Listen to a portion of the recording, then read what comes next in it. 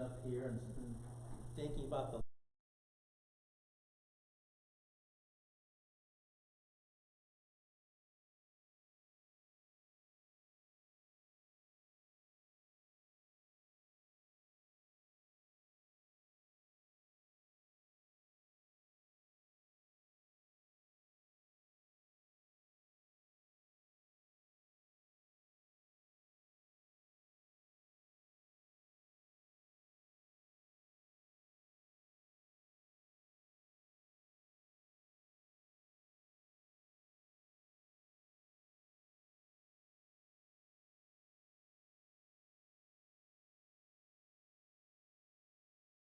we're talking about agape. We've been talking about love the last several weeks, and I was going to stand up here and apologize in advance for the depth of the detail I'm going into, but I'm not apologizing anymore. After hearing the prayer requests, I need this depth, and I'm going to dive into it, and I'm going to drag you all with me. Maybe kicking and screaming, but we're all going into this together. Well, look at it this way. We wouldn't be coming week after week. That's true. Okay? Thank you. I do appreciate that. I appreciate the encouragement. Okay. So we're talking about agape. We've been talking about this all grew out of our study about obedience and the importance it is for us to obey the Lord, and the Lord's command to us is that we love one another. And so I asked the question, well, what love is he talking about? There are 4 Greek words talking about that. And so the last few weeks we talked about eros, storge, and philia. None of those are the love that Jesus is talking about. Today we're talking about agape. We're starting to talk about agape. And there we go. There we go. Everything's synchronized. Okay. So this is where I'm going with this. They always say you should tell them where you're going, and then tell them, and then tell them what you told them. So now I'm going to tell you what I'm going to tell you. This is where we're going with this. We're going to talk today about what I'm calling the what of agape. What is it? It's what Jesus has commanded us, and we're going to talk about how to describe it. And I'm deliberately avoiding the word defined here. You can't define agape. At least I can't define agape. The best we can do is describe it. And we'll look in some detail this morning in 1 Corinthians 13 to see the description that Paul gives us of agape. And then we'll switch gears and talk about the who of agape. We'll talk about God's agape for us and our agape for each other. And the reason I want to spend more time than we want on this is in my own personal opinion, and this is just my own observation and opinion, being a Christian now for some 40-some years, is that there are many of us Christians out here, and I have wrestled with this my whole Christian life, who somehow cannot get it into the depths of our being that God loves us just the way we are. And we feel like we have to earn his love, we have to do the right things to make him love us, and we get all this warped theology in our brain, all because there's something about us, maybe it's our sin nature, but there's something about us that constantly feels that God's angry with us, that he doesn't love us. And I want us to somehow use an admittedly intellectual process to try to drive that into our hearts. And the other thing, obviously, as I've mentioned, we've been talking about for the last 2 months, our love for each other is the greatest command. It's the command around which all other commands gather. And so, if we don't get these 2 things right, God's love for us and our need to love each other, then Christianity ends up being a mess. And I've got some interesting quotes about that we'll share later. So with that, let's go ahead and look first at the what of agape, agape commanded and described. And we'll start with our passage. This John 15, 12, and 13.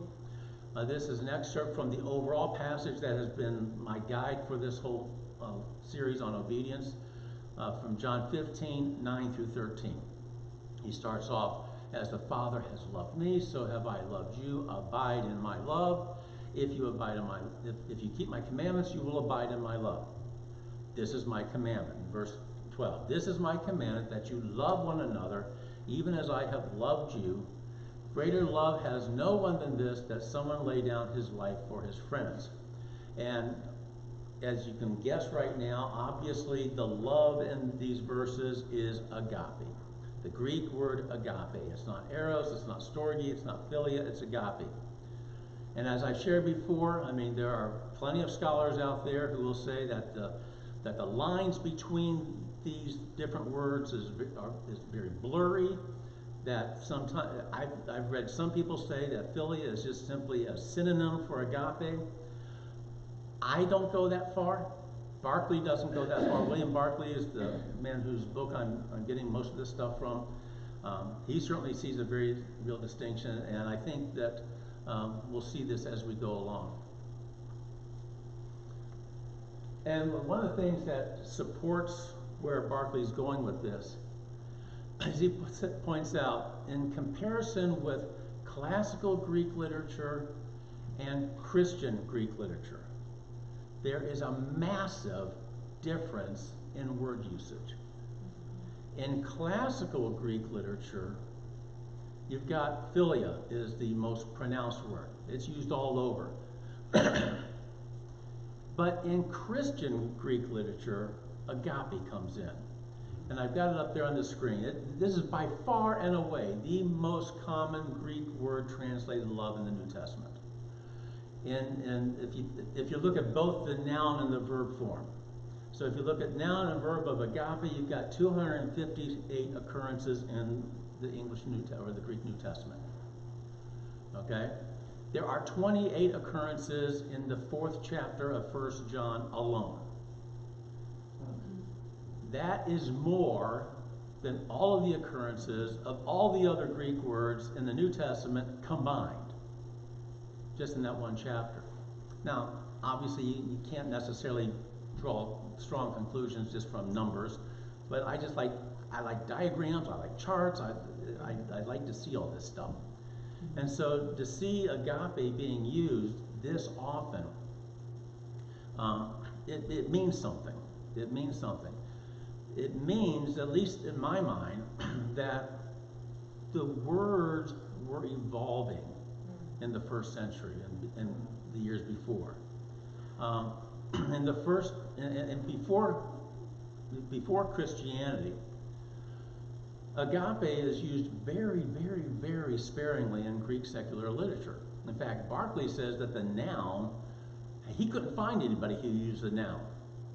The verb was used a little bit more, but the noun wasn't used hardly at all. But by the time we get to Christianity, this thing is taking off. And it's kind of interesting. In preparation for this, I was looking at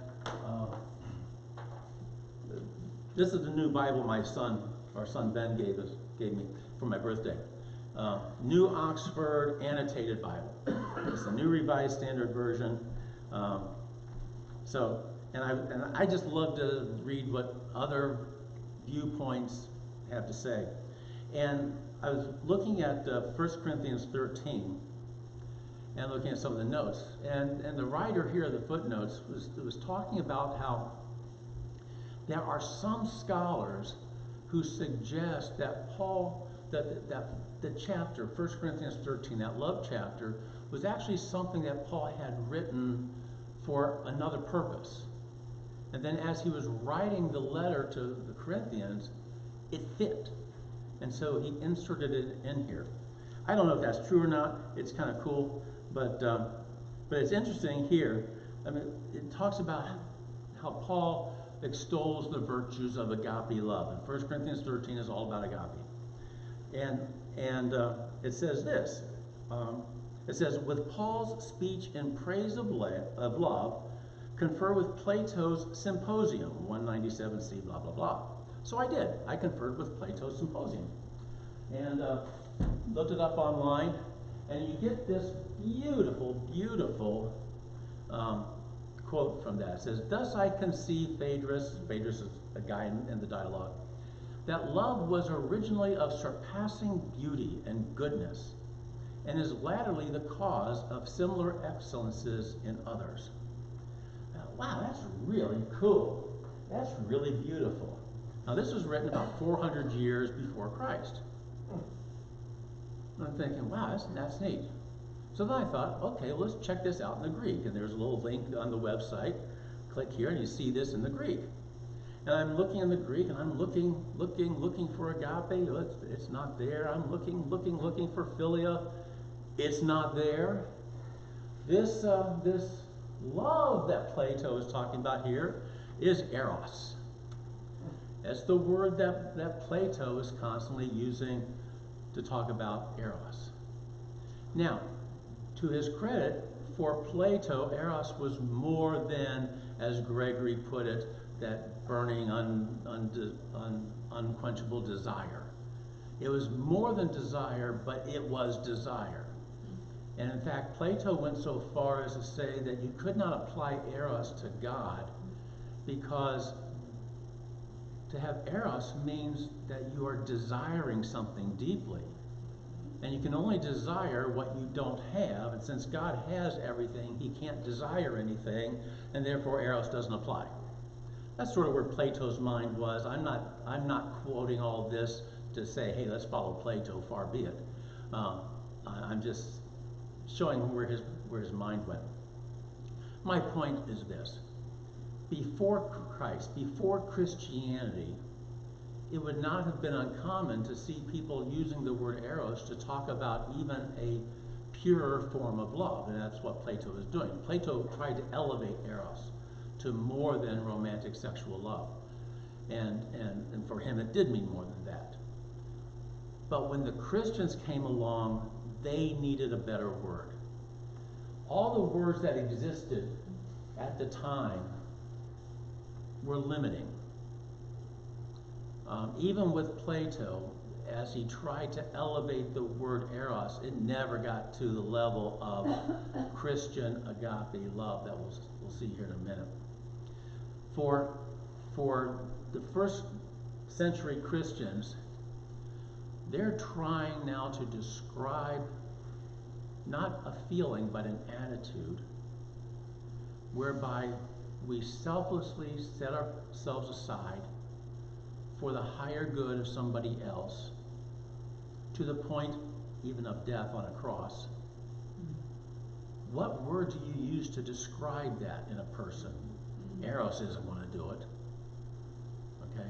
Storge, that's talking about the family bond. And we're talking about more than just family. Yes, we call each other brother and sister, and there is a family thing going on there, but not the blood is thicker than water type family. So that doesn't work. Philia, that's a neat word. Warm, it's emotional, it's affectionate.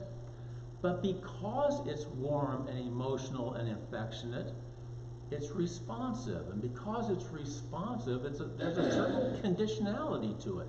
It's a feeling.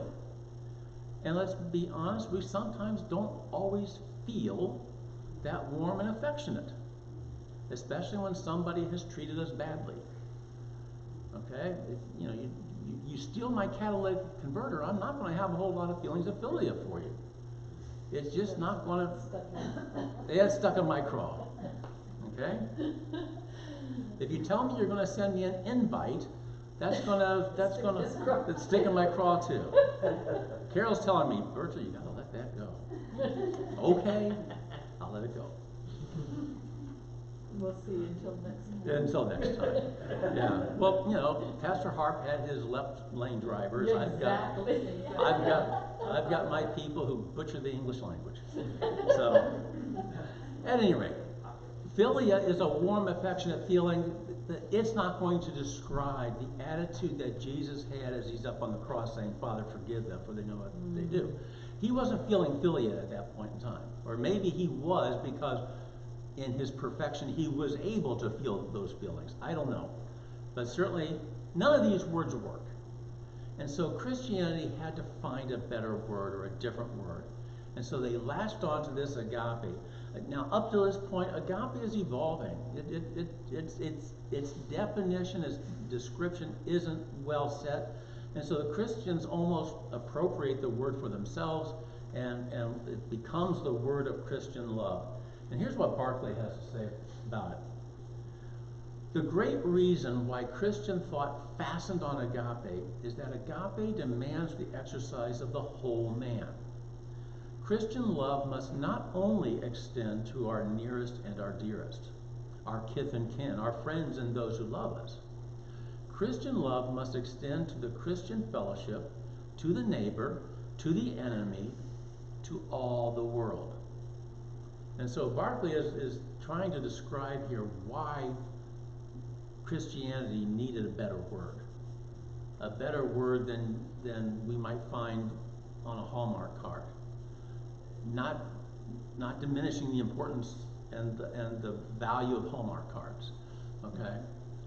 But to say that there's more to Christianity than those warm feelings. And so, so this is where we're going with this.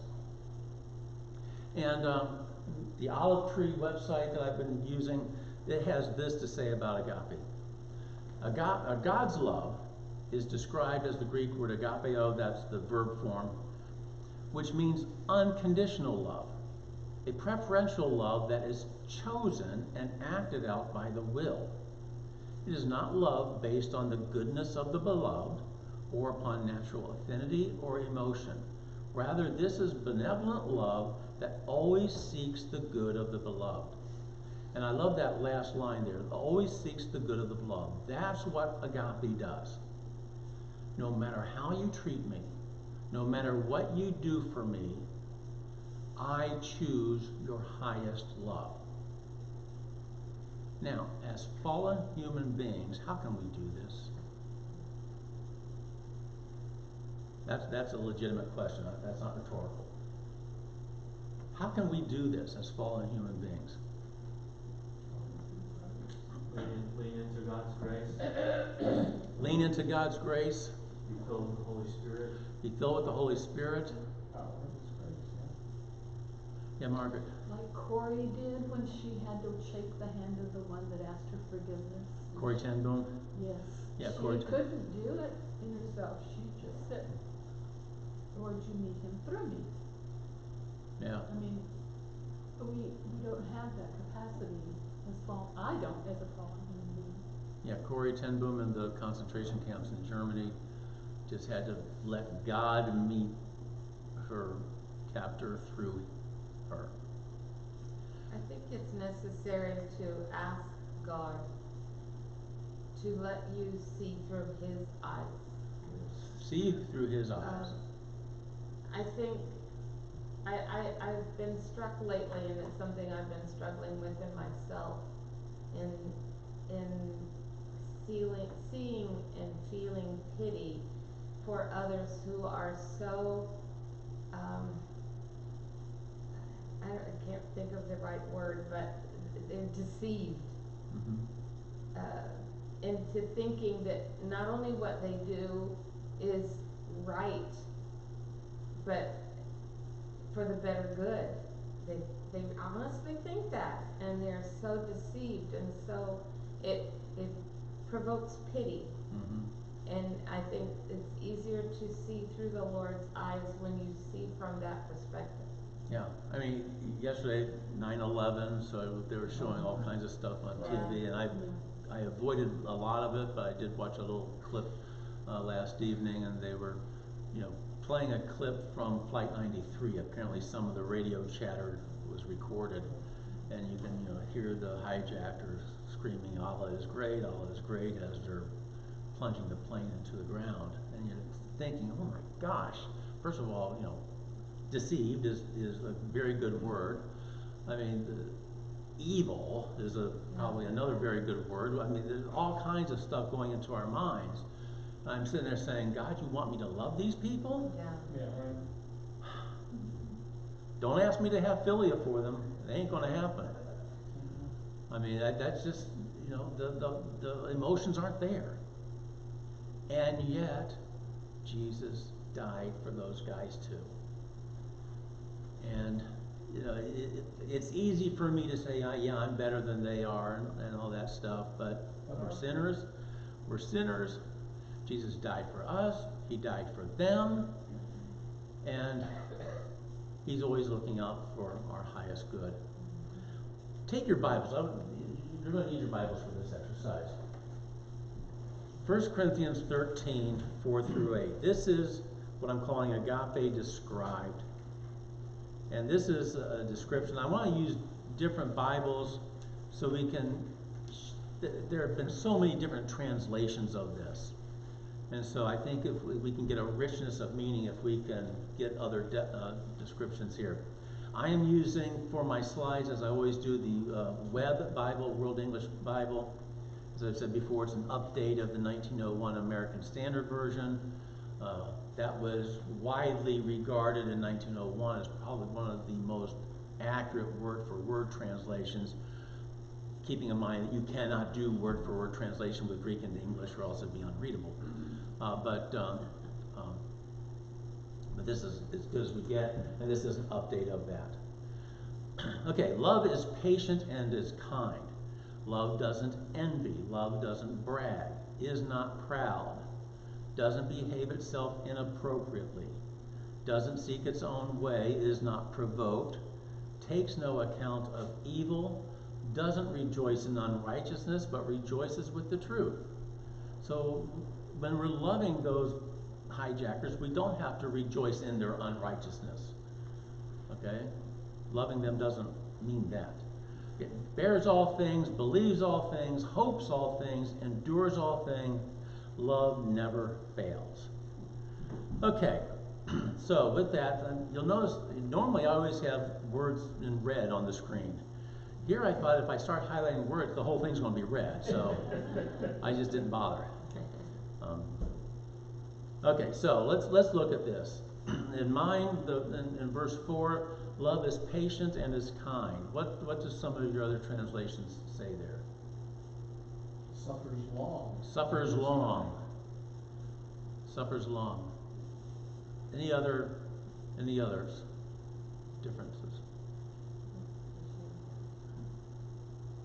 The one thing I've heard, and I sort of confirmed this with my own very minimalistic understanding of Greek, is that in the Greek, if you did translate this literally, word for word, that first phrase would read, the love, patient, kind. Okay, the love, patient, kind. And then it would go along, the love, not envy. The love, not brag. Not proud. Okay? And I've heard scholars say that when it starts off, the love, patient, kind, there's a link there between patience and kindness. As if it's saying, you are kind in the midst of your patience. While you are suffering a long time, you remain kind. Okay? This isn't like just two co-equal attributes of love. Love is patience and love is kind.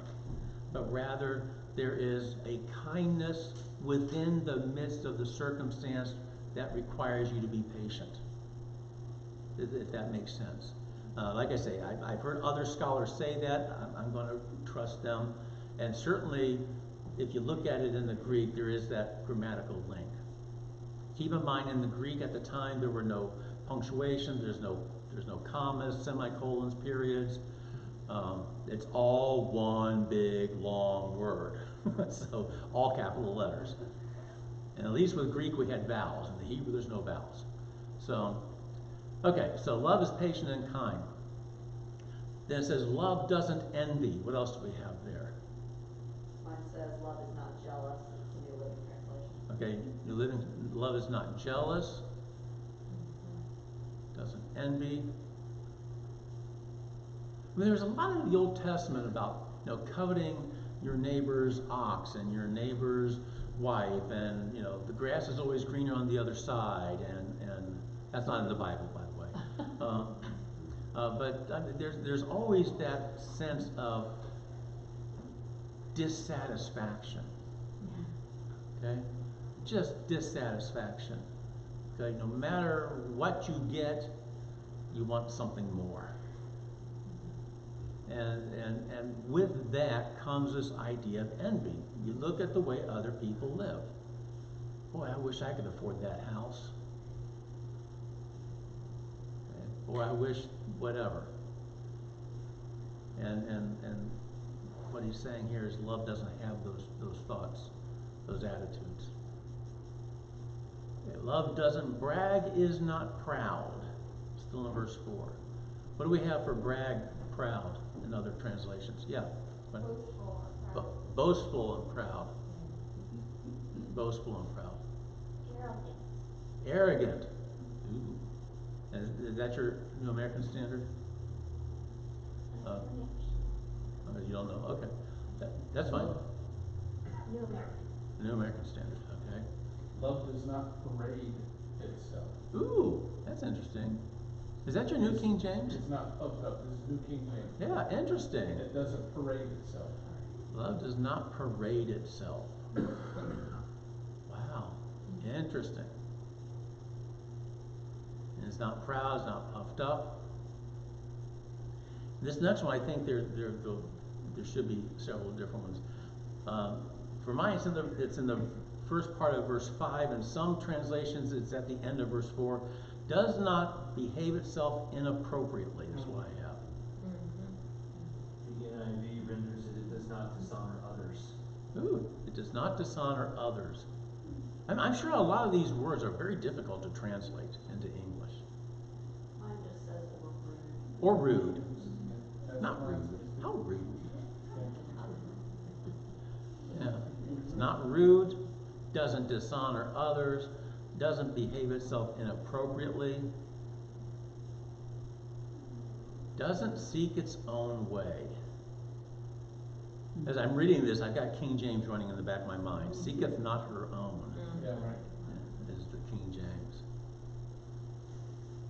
Any others there? Mine just says demand its own way. It does Doesn't. not. Okay. Yeah, that's interesting, because, I mean, to some extent, just by living, we seek our own way to a certain extent. The Passion says, love does not brag about one's achievements or inflate its own importance. Okay, what does it say for the next one? Love does not traffic in shame and disrespect, nor selfishly seek its own honor. Okay. Seek its own honor. Selfishly. I mean, this is a study in Bible translation as well as anything else. I mean, because I mean, a lot of these translations, like the Passion, is very loosely translated to try to get at the flavor. And obviously, with some translations, you have more interpretation than you have translation, and that's not a bad thing. I mean, it's good for us to see the different ideas, but that's cool. Okay, doesn't seek its own way, is not provoked, Not easily angered as the NIV renders it. not easily angered, It is not irritable. irritable. Man, just stick me with a needle. Low blood sugar. You know, I've noticed there's got to be something hormonal that as you age, you become a grumpy old man. Okay? I'm getting into that age where I'm finding myself reacting more grumpily than I did when I was in my 40s. So just be aware, Julian is coming. It's come. She said he was an old soul. We kind of joke with the pacemen, it's the opposite, because we notice like the older they are, the kinder they are. Okay. I don't know. I just find myself having to catch myself.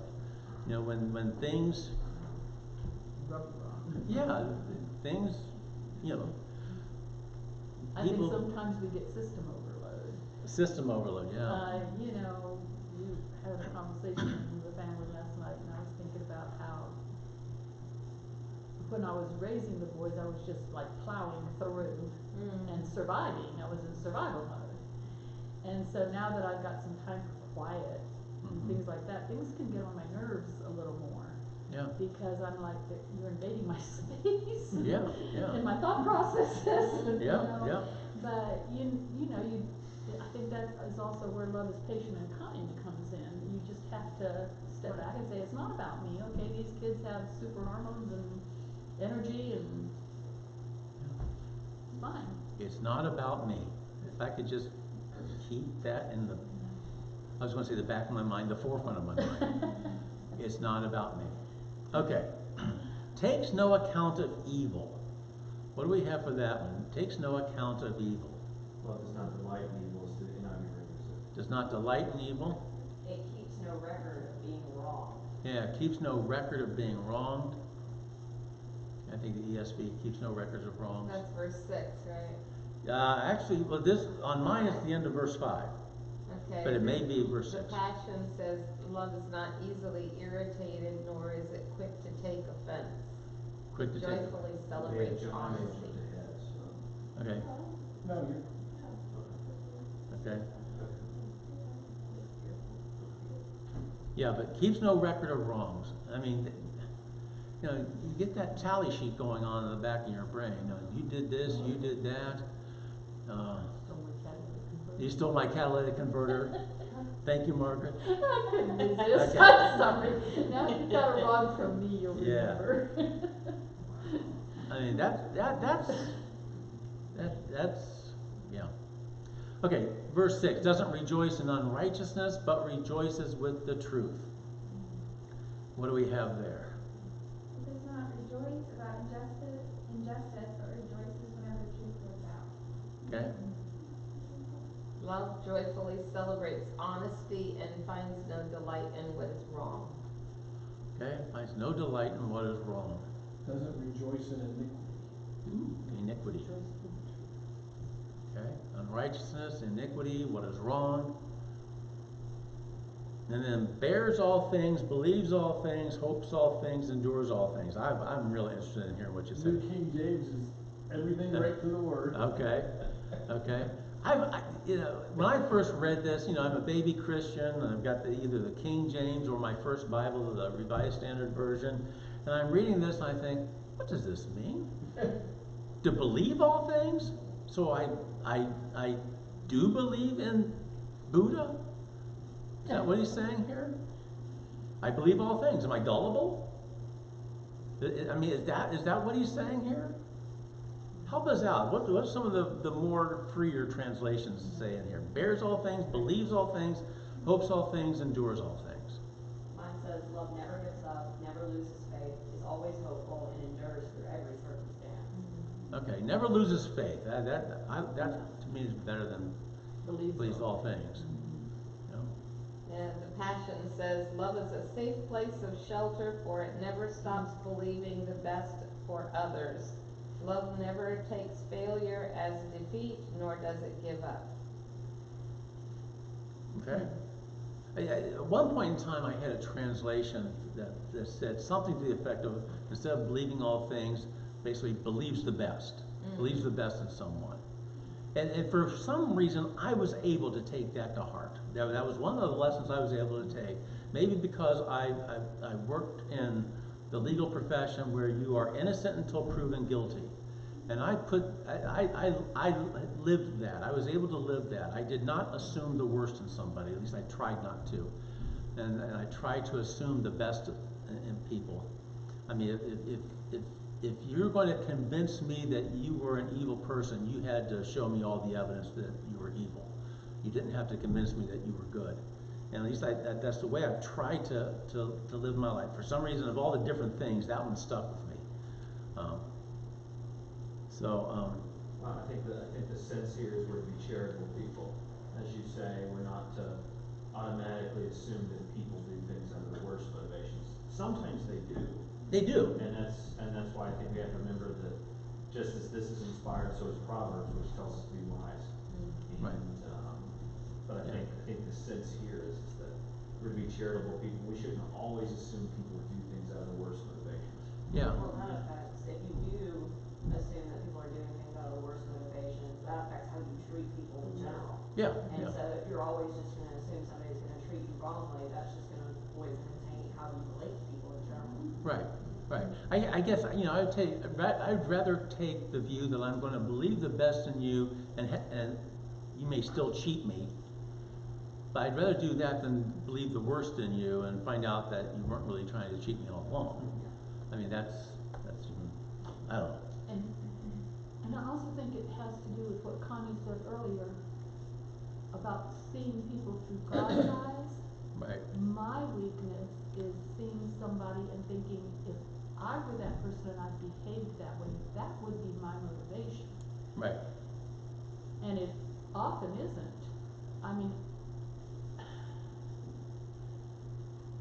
without getting detailed, there was a time when I just absolutely had to pray, Lord, I need to see what's going on in this person's life and why their behavior is this way, and I want to see how you see them. Yeah, And when he showed me, it broke my heart. yeah, yeah. Because I realized that if I had behaved that way, it would have been from a different motivation, and this person was suffering and meant well. Yeah. And I can't always trust my judgment of another person's behavior. No, yeah. Because it's based, we all come from a certain, like you said, preconceived notion about things. Now let me ask you this, and this is where I think that we can help ourselves in our own image of God. 1 John tells us in a couple places in chapter 4, God is love. Does this chapter in 1 Corinthians 13 apply to God? And if so, do we always apply it to God? Good question. I mean, I'm just thinking, now I'm getting into theology here, and there's a whole world of different images of God in the theological world. But as I read what people write about God in various different persuasions, and I'm not going to put labels on these things, it seems to me that we're willing to accept a God who is boastful and proud sometimes. We may be willing to accept a God who demands his own way. I mean, after all, he's God. Takes account of evil. Or a God who keeps an account of evil. And so I'm wrestling with this in my mind. You know, is God telling us, do as I say, not as I do? Does this apply to God? One of the things I was reading this week, you know, somebody said, okay, if God is love, you should be able to take every instance of the word love in here and just put God in there instead. God is patient and is kind. God doesn't envy. God doesn't brag. He is not proud. God doesn't behave himself inappropriately. He doesn't seek his own way. But then I think back and think, okay, well, you know, the reason I'm not boastful is because I don't have anything to boast about, but God does. So how do I deal with that? Is boasting intrinsically evil, or is it just evil because you don't have anything to boast about? No. He considered him, though he was God, he just, you know, when that passage. Yeah, he did not consider equality with God was something to be grasped. Yeah. This is an example of Jesus. Yeah, it is. This is Jesus in his earthly ministry, because everything that's here fits him while he was on this earth in his earthly ministry. And he was showing us God. And Jesus was showing us God. He who has seen me has seen the Father. Right. And yet, how often, when we start thinking about God, we have a different picture in our mind than when we think about Jesus. Our image of God is different than our image of Jesus. And Jesus is saying, have I been with you so long and you still not know me? He who has seen me has seen the Father. Hebrews says he was the perfect image of the Father. And yet, it persists in our brain. We accept things of God that we would not accept in Jesus. And I wrestle with that so much in my brain, and I think that feeds this constant battle in my soul where I have to constantly remind myself, hey, God really loves me. You I know, think it goes back to what I think, the word obedience, okay? okay, and how we are to obey God. And I think here, let's see, God does not envy, God is patient and kind, Mm-hmm. okay?